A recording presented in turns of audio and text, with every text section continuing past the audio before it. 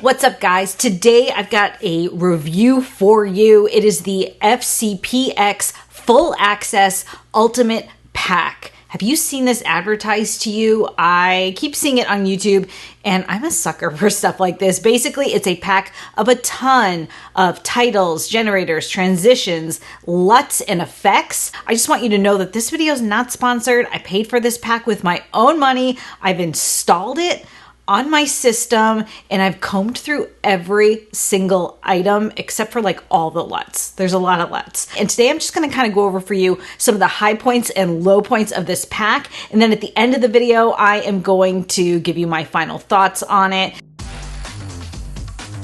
Let's just start with titles here. I'm going to start here with the 3D camera tiles. This is one that's actually not a text effect. It's one of the kind of titles that works as a transition. I'm just going to drop this into my timeline so you can see how it works. This is the effect. This title just works with drop zones. So that's how that looks. But what I did notice was that if you wanted to make the action happen faster and you shrunk down the title, look, the motion goes away. It doesn't work anymore. So not crazy about that one. This one here, cinematic tracking title, is just tracking text with a glow effect and then it fades out. Another thing that kind of drives me crazy about this pack and other packs like this is that I've got like a whole folder under my titles and it just has this one element in it. I have to scroll around so much when I have so many titles and plugins on my system. So that just kind of really annoys me. Here's another one that I actually thought was kind of nice. This is called Clean Line Titles. And they just have these really clean effects. I have to say those are not bad. Another one that I thought might actually be really helpful is this documentary timeline, which is pretty cool. If you look under the inspector window, you can change the colors of these and obviously the years. And I just think this might come in handy for some projects of mine. I've had to do timeline effects before and I kind of wish I had this plugin. Another one I really, really like is this message simulator where you can simulate an iPhone message. I think this is great. Another interesting one is this iPhone screen. So there's a bunch of iPhones that will fly in, and then you can, through a drop zone, change what is inside the phone. And then you have to change, let's say, because obviously this is a horizontal video, you can play with the scaling on the X and Y to get it to fill your frame. You can't lock the X and Y values together. So you get a lot of distortion here. It's definitely something that I wish they had just locked these two values together so you didn't have to worry about making someone look too wide or too skinny. But here's how that works. And you can turn the background on or off on that. Another one I think could be really helpful is this one here, keyboard keys. If you do tutorials like I do online, these are kind of nice because you can tell people what the shortcuts are for any of the instructions you're giving them. Here's another effect, a way to affect your video, but it's in the titles bin. Let me just drop this over some B-roll just to show you what it does. And it's that kind of like strobe motion blur, like a very slow shutter speed effect. But if you look here, when you select it in your timeline in the inspector window, there are no adjustments to be made. This next one I really, really like. It is a Google search generator. This is something I would typically make using a screen recording. So I don't have to do that anymore. I do like this a lot. As long as Google doesn't change their logo, this is going to work really well for me. So I like this one very much. Another one here are these social icons. These are nice animations, and over here in the inspector window, there's a drop down for all the different social media platforms you might expect to see. And then you can turn on or off that little notification pop-up. You can change the number of notifications, obviously change the handle, and it's pretty customizable. You can also turn off the background. This one I really like. It is the video call grid. So you can simulate a Zoom call. And again, these work with drop zones. So you can drop in different images of people. You can have up to 6 speakers. This is the gallery mode. They have one that simulates speaker mode.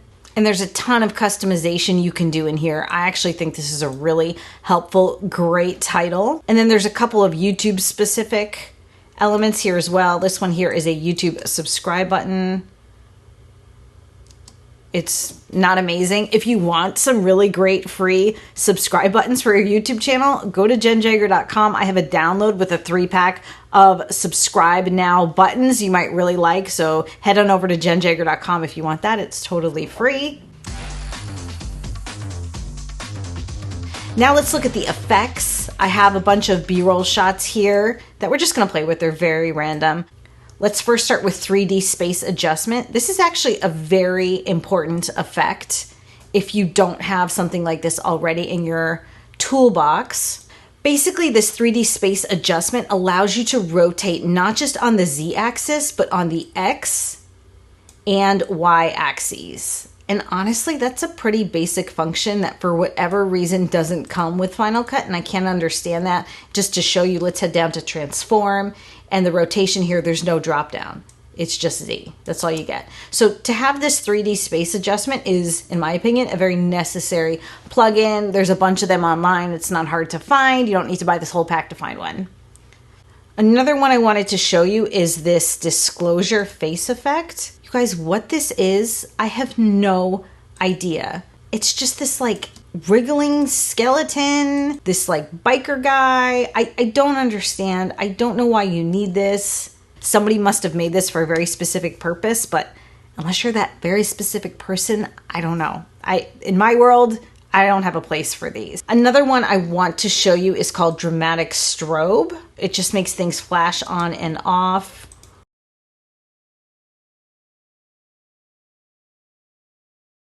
They have smooth ones, so it fades in and out. You don't need a plugin to do that. You could just use the transition tool and fade to black in Final Cut. So okay. I don't know why you need that. Another one here is grid assembly. These ones I actually kind of like. I do like split screen effects. So what you would do to use these is you would layer 2 shots over one another and then add on the corresponding effects. So this one here says 2 grid -1, 2 grid -2. So I'm going to drop number 1 on the top clip and number 2 on my bottom clip. And then within the inspector window, I can make adjustments to the position and I can change the width of the border. And you would need to do that on both clips in order to see the width change. One thing that's missing from these split screen effects for me is that they don't build in or out. And in other packs that I'm used to using, particularly from Stupid Raisins, you can have builds in and build out effects on the split screens. And you can actually turn those on or off with the Stupid Raisins packs. So I don't love that about what's in here. I definitely feel like I'm missing that. If you're interested in those Stupid Raisins ones, I'll link to them below. All right, now we're heading on over to transitions. Let me show you some of the transitions that come with the Fcpx Full Access Ultimate Pack. That is a mouthful, isn't it? Let's first look at the distorted tile warp. Again, I'm not going to show you every single one, but I do want to kind of just give you an overview of anything that's a little bit interesting, particularly good or particularly bad. These are tile warps. This one is tile warp 7. Very funky. Here's one here, tile warp 9. Pretty intense. Let's head down to fast shift. Drop this here. These are some really dramatic transitions. My personal style of editing is less is more. So these kinds of like over the top transitions very, very rarely get used by me. Now let's head down to seamless slide transitions. I'm going to drop this between these 2 shots. Again, these are very dramatic moves. And finally, let's go down to the zoom transitions and let's drop this in. These ones I actually like so much more. They're just tighter and it almost feels like a really fast camera move instead of a post-production effect. So this pack is definitely going to stay in my toolbox for sure. And then the last part of the Fcpx full access ultimate pack is of course the LUTs. You guys, I'm not gonna do like a whole LUT application. There are so many LUTs. Let me just show you the folder to give you the idea of how many LUTs are in this pack. So you've got 22 folders of LUTs, and then within each folder, there's like way more LUTs. So in this one folder, there's 14. So there are so many LUTs in this pack. If you are into LUTs, you are going to be very happy. So what do I think of the Fcpx Full Access Ultimate Pack? I have to say it feels like such a mishmash of stuff. There's not a lot of stuff in this pack that's going to stay on my computer. There were a few winners for me, but not a ton of them. Not enough where I feel like I can recommend this pack to you. It's like they just bundled together whatever they could find without thinking about the editor that they're really trying to reach with these products, because some of them are great for like someone who's trying to edit like action movies, and then others are good for people with corporate video experience, but like there's not a lot of overlap there. And I just don't know that this pack is really worth it. I feel like I had better luck with the Studio Planet pack, and I will link my video review of that pack below if you're curious about it. Again, that was another one that just felt very cobbled together, but there was more in there for me that I felt like I would use. So those are my thoughts on the Fcpx Full Access Ultimate Pack. If you enjoyed this video, let me know by giving me a thumbs up. Drop a comment in the comments section. I want to hear your thoughts. Hit that subscribe button, and I'll see you guys again.